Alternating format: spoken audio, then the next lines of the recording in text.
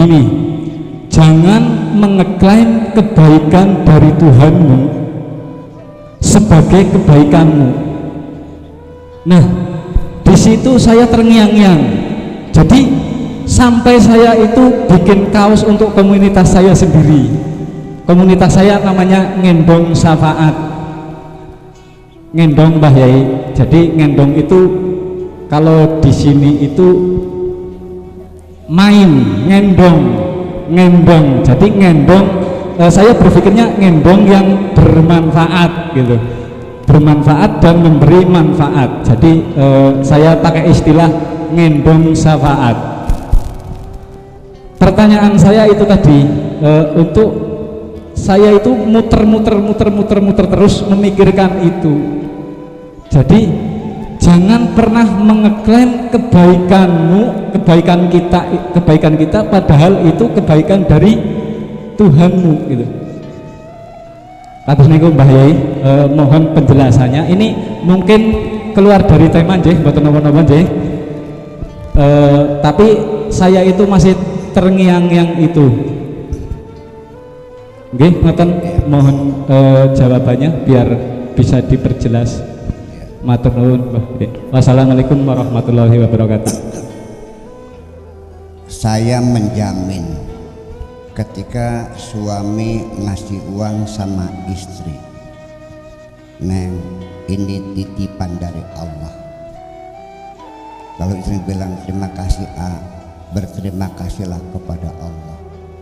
Kalau sudah begitu tingkatannya, tak jamin akhir hayat tidak akan berpisah. Iya, kesalahannya adalah ini seorang suami menampakkan kehebatan kepada istri.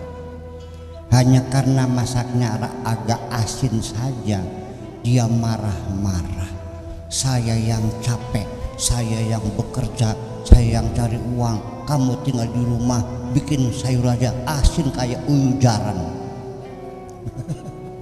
Kayak kencingnya kuda. Jadi istri kan tersinggung. Oh, kalau begitu saya dianggapnya tidak punya jasa. Dari nyuci piring, nyuci dangdang, nyebokin anak bukan pekerjaan gitu. Nah ini karena merasa siapapun ketika merasa aku berjasa kepada kamu, Anda akan menjadi kepribadian yang tidak disukai. Ya, ini sudah menjadi bahasa pergaulan di dunia yang elit ya, dunia pergaulan yang bergengsi. Ya, tidak pernah kita bikin masjid jadi. Apa kita katakan? Ini selesai alhamdulillah adalah minimal ya, minimal berkat kebersamaan kita semuanya. Yang paling konyol ketika ada orang mengatakan kalau tanpa aku masjid ini nggak bakal jadi. Kunyuk tuh. Betul nggak? Jangan pernah mengatakan itu jasaku. Makanya sejak kapan kita merasa berjasa? Karena kita merasa aku bisa apa-apa. Ketika engkau sudah tidak bisa apa-apa, baru akan mengatakan Allah yang bisa apa saja. Ya, malah ke sana. Jadi gini, makanya kenapa kita ini dianjurkan sedekah sirri? Karena akan lebih melindungi keikhlasan kita. Karena dengan sedekah sirri ini tidak akan ada orang yang menyanjung kita, betul enggak? Oke. Ada saya teman yang pengen belajar ikhlas, kepengen tidak disebut namanya oleh orang, pengen sedekah sirri, nyumbang masjid, kirim transfer, tapi pengirimnya tidak mau disebut namanya. Dia bilang mohon diterima kiriman dari hamba Allah. Saya bilang nanggung kamu nih, kenapa enggak bilang langsung dari Allah saja? Masih dari hamba Allah, berarti bukan dari Allah dong ya, nanggung kan? Bilang aja titipan dari Allah, akan lebih hebat. Kalau dari hamba Allah berarti kan bukan Tuhan. Nah itulah persoalannya. Orang memberi merasa dariku, ketika engkau berhasil pun mengatakannya hasil jerih payah hatiku bolak-balik. Allahnya di mana? Nggak ada. Nggak di hati, nggak di pikiran, di dalam angan-angan, nggak ada. Ya, dan ini saya katakan orang itu selalu mengklaim akan kebaikannya, bahkan sampai menjadi hitung hijir, menjadi orang medit, orang kikir, tidak mau nyumbang orang karena dia merasa mendapatkannya dengan susah payah. Sok aja orang kalau pulangnya mudah dermawan ya, dapatnya susah.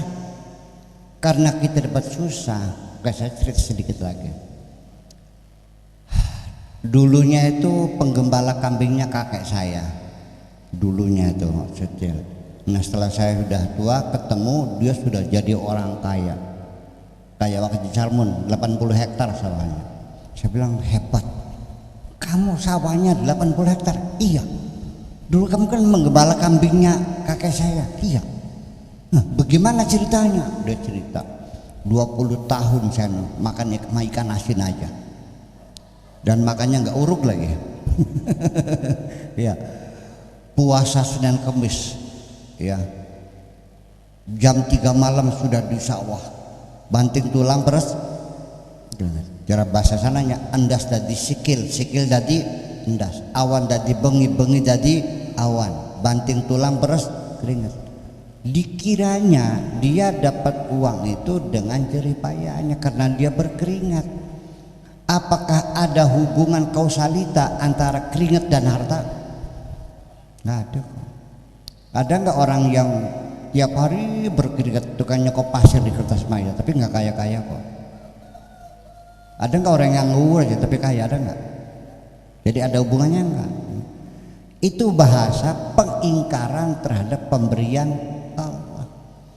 Jadi kalau orang seperti itu boro-boro dia itu sodaqoh sirri.